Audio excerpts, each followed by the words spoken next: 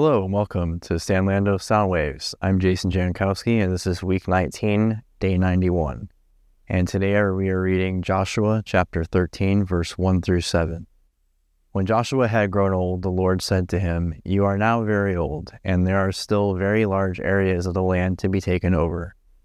This is the land that remains, all the regions of the Philistines and Geshurites, from Shihor River on the east of Egypt to the territory of Ekron on the north.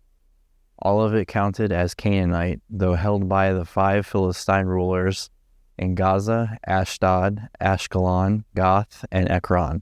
The territory of the Avvites on the south, all the land of the Canaanites, from Arah of the Sidonians as far as Aphek, and the border of the Amorites, the area of Byblos, and all Lebanon to the east, from Baal Gad below Mount Hermon to Lebo Hamath.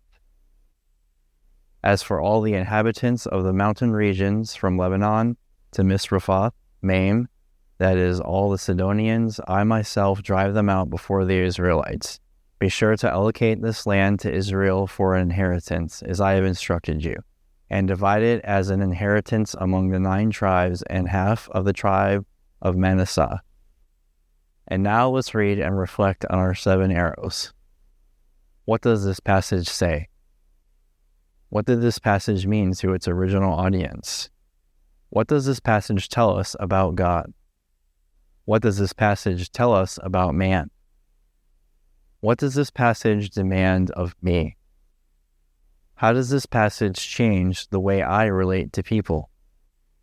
What does this passage prompt me to pray to God?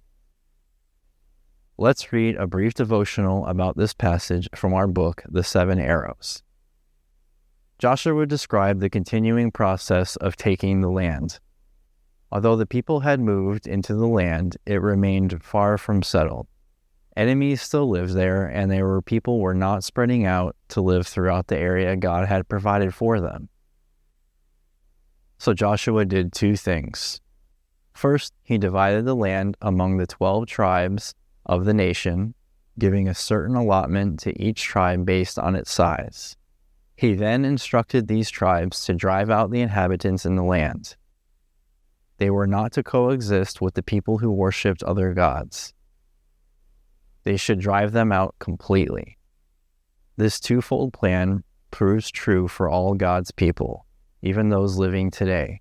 We too make every effort to drive out sin from our lives and from our world while learning to love and treasure God's good blessings in our lives. We rest in God's care and work in our lives, while also working to reflect God's image wherever we go. Thanks for joining us. We hope to see you tomorrow.